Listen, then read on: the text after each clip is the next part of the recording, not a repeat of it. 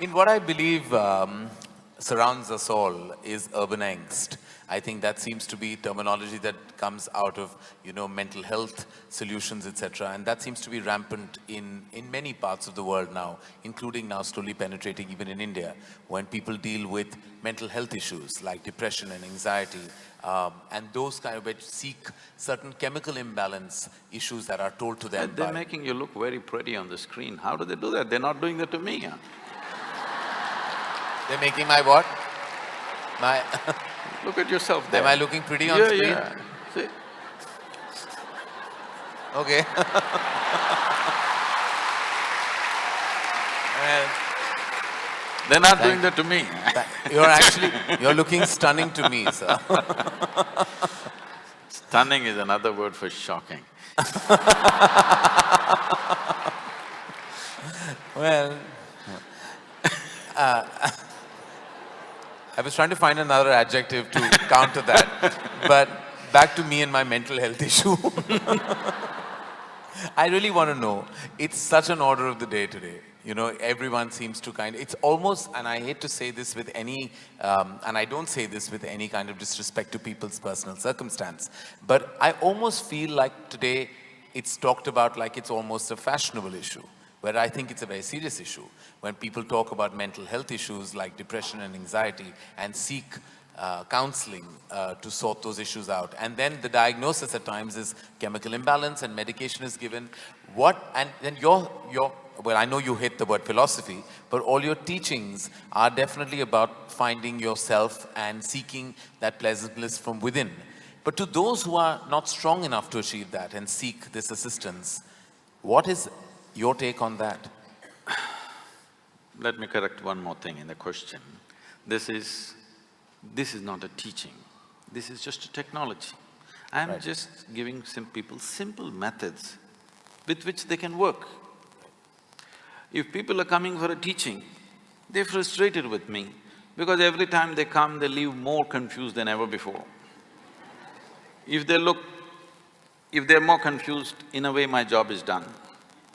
Because my entire work is to get them out of silly conclusions that they've made about life. And confusion means you're still looking, you have an active intelligence.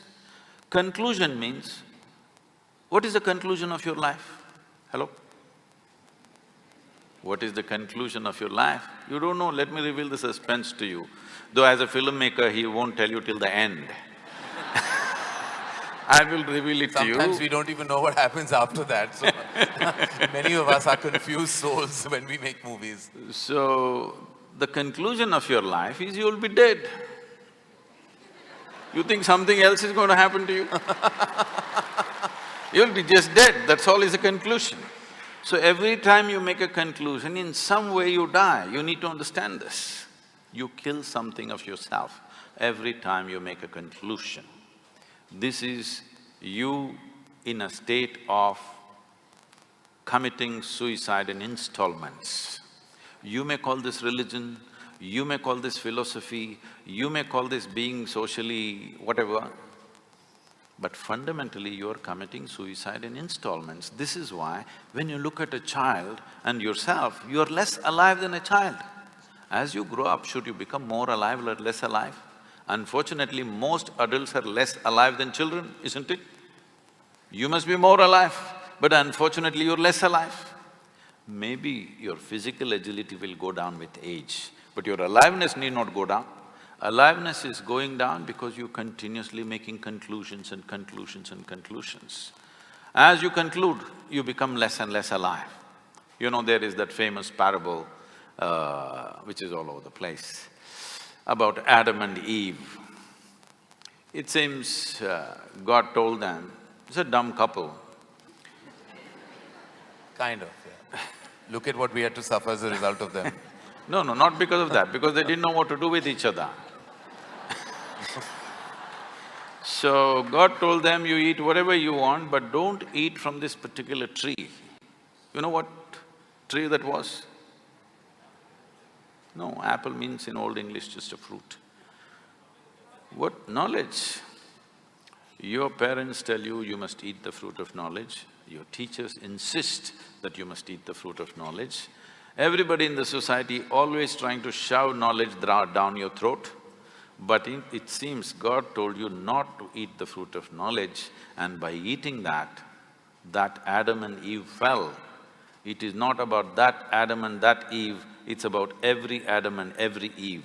The moment you eat the fruit of knowledge, you fall, because your idea of a knowledge is the conclusions that you make about everything in the universe.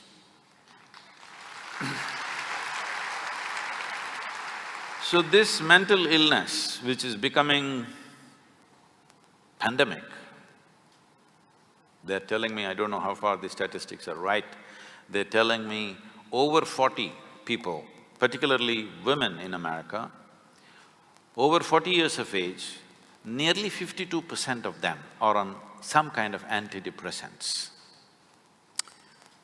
52% is not a joke. 52% is not a joke. It means the entire humanity is becoming sick. We must look at it why. Fundamentally, because you are banking on a few things for a long time for your mental stability and emotional stability, all these things are taken away. One thing is, as you mentioned, the crime that we call as family. It gave us the support. No matter what happened, there was somebody always for you. Others are with you when you do the right things. If you do the wrong thing, they'll distance themselves. There was one bunch of people who was like for the circus that you do, they were the net. Whichever way you fall, there's somebody to hold you for some moments. But that net is gone. Now when you fall, you fall. Because of that, people are cracking up. So if you want to remove… You see, in this culture, there was a time in the tradition where 30% of India's population were monks. That means consciously they went beyond family. Consciously they chose to live without family, to live without support, to live without a home. Homelessness not out of deprivation, but by choice. Nobody ever had a depression because they transcended the need for the net. You learnt your trapeze bar act really well. Now you can do it without the net. You are not good at it, you better have a net, isn't it? Otherwise your head will crack. Right now that's all that's happening. The traditional support system that we had, we're taking it off.